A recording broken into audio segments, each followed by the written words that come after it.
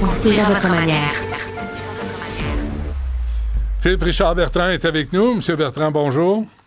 Salut Benoît. Qu'est-ce que tu as à dire contre l'Union des consommateurs encore? Non, pas du tout. En fait, belle initiative de l'Union des consommateurs. Ils ont lancé une plateforme technologique aujourd'hui. J'invite les auditeurs à aller voir ça. Là, c'est gareaucrédit.québec. C'est quand vous voyez là, comme consommateur quelque chose comme aucun crédit refusé, troisième chance au crédit. Faut faire attention parce que des fois, il y a des taux usuraires là-dedans, là, dans le sens où quand tu te mets à calculer, tu sais, il y a un frais de dossier, il y a un ci, il y a un ça, puis à un moment donné, tu réalises que au bout de 3 ans, ben tu sais, ça t'a coûté 400%, tu comprends, de la valeur de ton achat. En fait, juste attention, moi je trouve que c'est une belle initiative qui nécessite d'être, puis c'est un site qui te permet de regarder, puis comparer, puis de mettre des chiffres, puis de voir si le taux est légal. T'sais. Donc, il y a beaucoup de gens qui se font avoir. Il y a même des systèmes, Benoît, maintenant, là, où tu peux te faire avancer ta paye. Tu te fais avancer ta paye, OK? Sauf que là, ils chargent, je vais te dire n'importe quoi, là, 200 piastres. Mais 200 piastres sur l'avancement de ta paye, c'est énorme. C'est un pourcentage qui fait aucun sens. Sauf que tu as tellement besoin d'argent. En fait, juste attention, parce que souvent, ces offres alléchantes-là utilisent tous les superfuges que tu peux t'imaginer pour fourrer, excusez mon langage, le consommateur. C'est épouvantable, hein? Ouais, mais méfiez-vous. Puis tu sais, les affaires de payer dans un an, là, est-ce que dans un an, tu vas avoir l'argent pour le payer? Parce que si tu le payes pas, là d'ici un an, ils vont te ramasser à 20% ou à 12% là, ou à 15%. C'est pas... faites attention, effectivement. Les ailes de la mode de retour. Ouais. Hey, les ailes de la mode font leur retour. Boutique, magasin, le grand magasin que j'appréciais énormément à une certaine époque, là, parce que mais là, ils font leur retour dans des centres commerciaux. En fait, ils vont aller remplacer 2 labés qui ont fermé. Alors, je trouve que c'est une belle initiative. Ce que je savais pas, j'ai appris ça dans l'article du Journal de Montréal, c'est que la marque de commerce, les ailes de la mode, a été rachetée par un fonds ontarien. Donc, c'est cette entreprise ontarienne-là qui relance des ailes de la mode au Québec.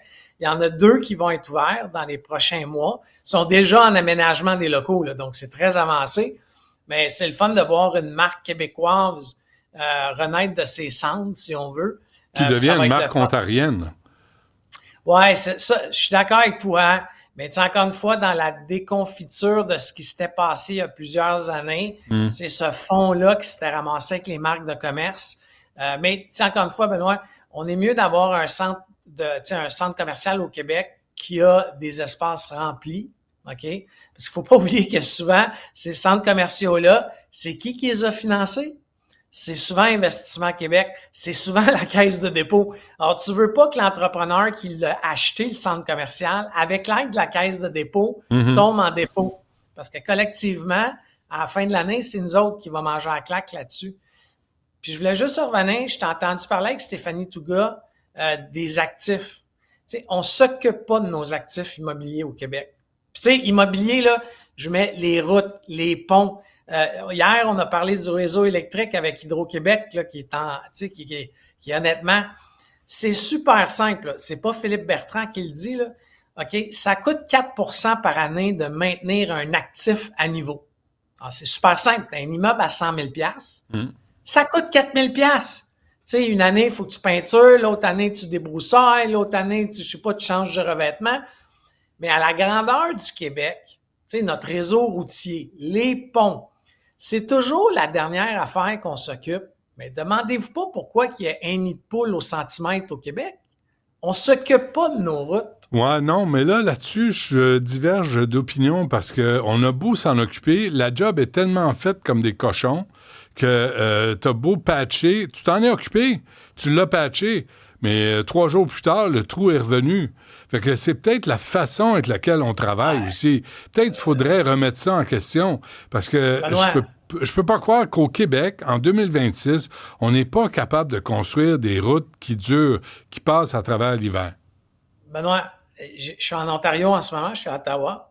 Tu fais juste passer la pancarte du Québec et t'as l'impression, juste avant la pancarte, dans la section du Québec, que t'es en dung-buggy, tu te promènes de même dans ton auto, tout le long. T'arrives à la pancarte, ça se stabilise. Il y a une étude qui avait été faite il y a plusieurs années. 1 kilomètre de route au Québec coûte 1,5 fois ce que ça coûte en Ontario. Venez pas me dire qu'à Hawkesbury, ils ont un climat différent, là. Ouais. C'est le même climat. Mais donc, pourquoi ça coûte plus cher ici? 1 fois et demi plus cher, puis elle dure 1 fois et demi moins longtemps. Oui, ça, l'étude ne le disait pas. Ouais. Sauf que tu comprends qu'à 1 fois et demi, on s'attend normalement, tu sais, on aimerait ça que ça, tu sais, by the way, là, en Alberta, là, je t'amène ailleurs, en Alberta, il y a beaucoup de routes qui sont faites en béton. Tu sais, ils sont faites en béton, il y a un revêtement de béton, parce que c'est plus solide que du bitume. Ça fait plus de bruit. Il dit que ça fait plus de bruit. C'est pour ça qu'on en fait moins au Québec. Ce qu'on m'a répondu, moi, un jour, quand j'ai posé la question. Benoît, si on refait asphalte à chaque année, c'est pas mieux, à la fin de l'année, là, tu comprends? Mais il faut dire aussi, dans le milieu de la construction, ici, quand on avait des routes en béton, des fois, il y a une botte qui redépassait où il y avait un bracelet d'un gars qui avait été cool, en tout cas. Sinon, le plus grand syndicaliste que la Terre a connu, Jimmy Hoffa, a été coulé dans le béton, à quelque part. Oui, on ne sait pas où, hein? On le cherche encore. Non, il le cherche encore. Oui. Un jour, quelqu'un va le sortir comme une momie d'un morceau de béton. On va voir ça. Phil Bertrand, merci. À demain. À demain. Et toi, Mme Perron, vous en allez, là? Oui. Grosse journée? T'en vas à Trois-Rivières? Oui. Je vais toujours faire ma petite virée en Mauricie pour voir que tout est beau. Parfait, mais sois prudente là, sur les routes. Hein? Souvent, je fais une petite sieste là, à Berthier. Au volant? Pendant que tu roules? Copilote.